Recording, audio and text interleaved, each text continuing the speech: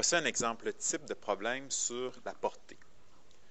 Lors d'un match de soccer, tu frappes un ballon avec une vitesse de 40 mètres par seconde à 30 degrés par rapport à l'horizontale. Calcule les éléments ci-dessous. En A, on veut le temps que le ballon met à atteindre sa hauteur maximale. En B, le temps de vol du ballon. Et en C, la portée du ballon. La portée qui est la distance horizontale que le ballon va franchir avant de retoucher le sol. Donc, ici, ce qu'il faut comprendre, c'est que à chaque fois qu'on parle de temps de vol ou de hauteur maximale que le ballon va atteindre, on parle du mouvement qui est vertical. Donc, le temps de vol dépend uniquement du mouvement vertical, qui est un mouvement rectiligne uniformément accéléré, puisque la gravité s'applique sur la verticalité. Tandis que pour l'horizontalité, la portée, donc on a tout simplement un MRU, un mouvement rectiligne uniforme, puisque horizontalement, la vitesse en x va être conservée. Donc, d'un côté, le temps de vol puis la hauteur maximale, ça va dépendre de la vitesse initiale en y, puis de l'autre côté, la portée va dépendre simplement de la vitesse en x et bien sûr du temps de vol.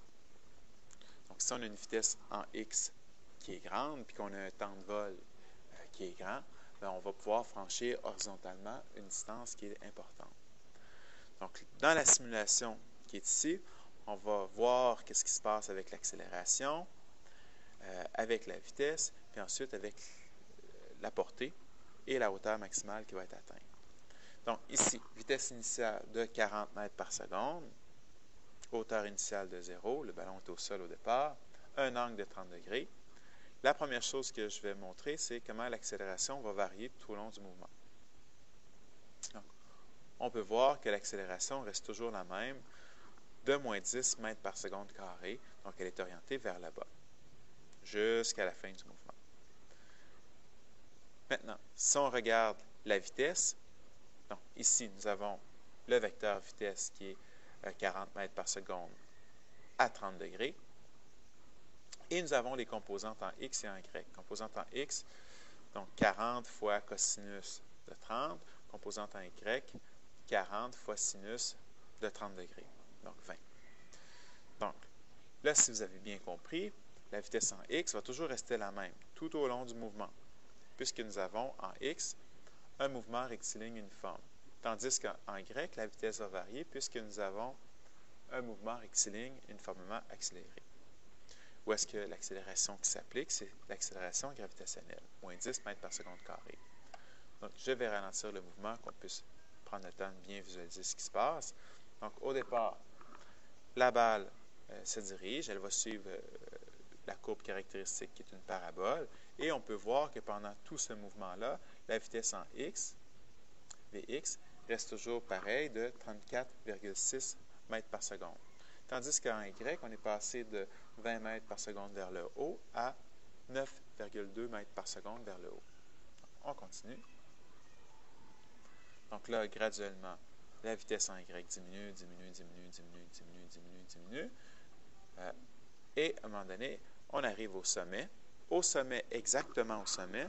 Donc, en y, normalement, nous allons avoir une vitesse en y qui va être de 0, tandis qu'en x, la vitesse a été conservée, 34,6 mètres par seconde. Donc, au sommet, qu'est-ce qui se passe? C'est que la balle va uniquement horizontalement en x. Donc là, je poursuis. Donc là, on voit que la vitesse en y continue avec l'accélération de moins 10 mètres par seconde carré. Donc, on passe du côté des négatifs puisque la balle redescend, redescend, redescend, redescend. Et elle va aller frapper le sol. Quand elle va frapper le sol, elle va avoir encore la même norme, la vitesse, que la norme initiale qui était de 40 mètres par seconde. Sauf que l'angle d'inclinaison va avoir changé, bien sûr. Donc, au lieu d'être plus 30 qu'on avait initialement, on est rendu avec un angle de moins 30.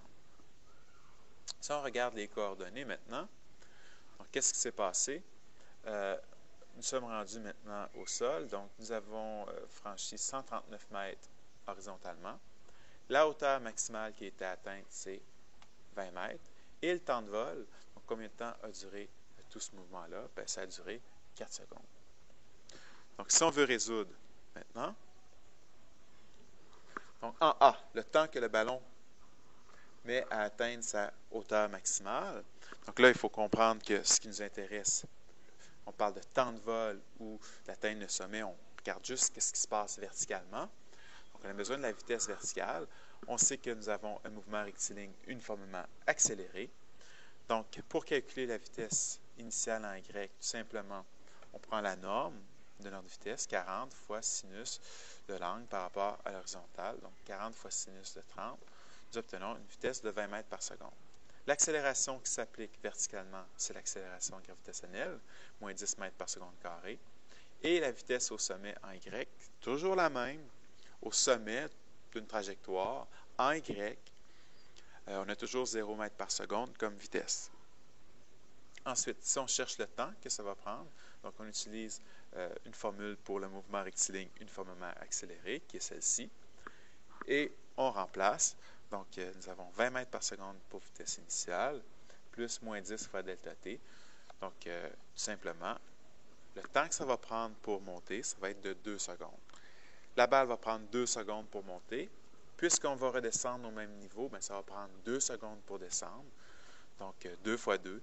Donc, un temps de vol total de 4 secondes. Donc, le vol a duré 4 secondes.